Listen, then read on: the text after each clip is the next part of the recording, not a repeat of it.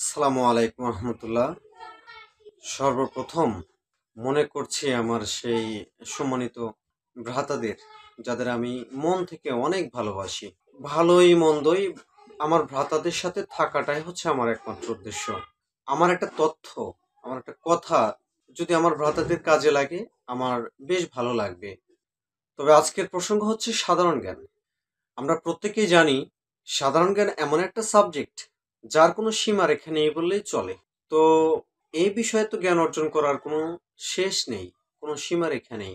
তার মধ্য থেকে যে টপিকগুলো একটু ভালো লাগার মতো ভালো লাগবে এবং কোনো কোনো ভর্তি পরীক্ষাতে বা কোনো চাকরির পরীক্ষাতে কাজে লাগতে পারে, এমন বিষয়বস্তুগুলো নিয়েই আমরা আলোচনা করব।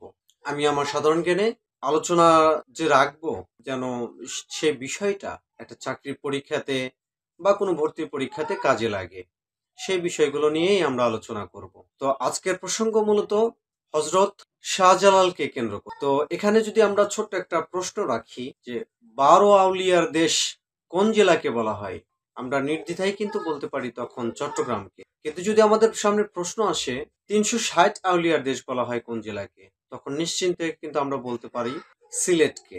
তো আমরা শুরু করছি আমাদের আলোচনাটা মূলত হজরত শাহজালালকে কেন্দ্র করে। তিনি কখন এই বাংলায় আগমন করেছিলেন, কখন তিনি সিলেট দখল করেছিলেন, সেই বিষয়বস্তুগুলো নিয়ে আমরা আলোচনা করব।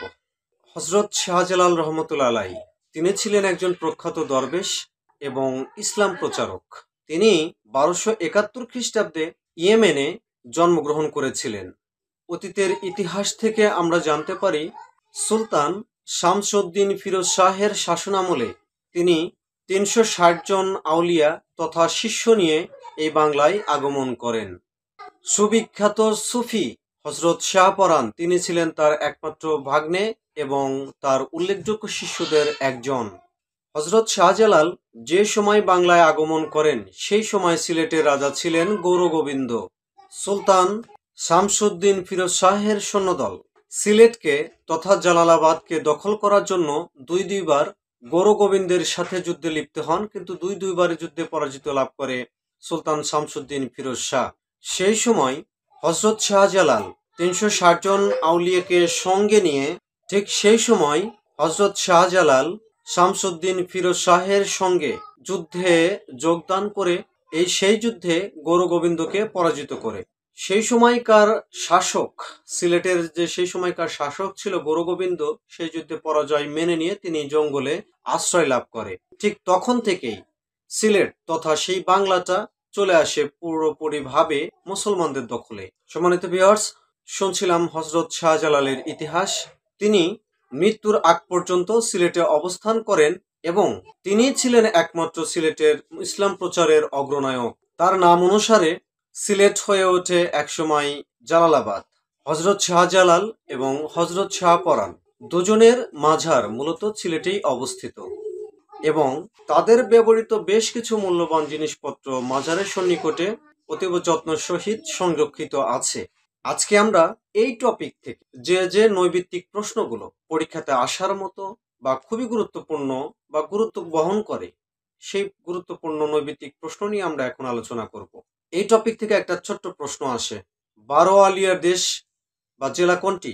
সেটা হচ্ছে চট্টগ্রাম। 360 আলিয়ার দেশ বলা হয় মূলত সিলেটকে। রাজা গৌরগোবিন্দ কোন অঞ্চলের রাজা ছিলেন? এই প্রশ্নের সঠিক উত্তর হচ্ছে সিলেট। হজরত শাহজালাল কোন রাজাকে পরাজিত করে? যার সঠিক উত্তর হচ্ছে রাজা গৌরগোবিন্দ। হজরত শাহজালাল কোন দেশের অধিবাসী ছিলেন? যার সঠিক উত্তর হচ্ছে তুরস্ক। হজরত শাহজালাল কোন দেশে জন্মগ্রহণ করেন?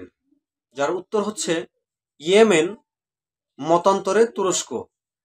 ইয়েমেন থেকে আসা কোন মুজাহিদের তরবারি মাজারে সংরক্ষিত আছে? যার সঠিক উত্তর হচ্ছে হজরত শাহজালাল। পরের প্রশ্ন, সিলেটের প্রাচীন নাম কি ছিল? সিলেটের প্রাচীন নাম হচ্ছে জালালাবাদ।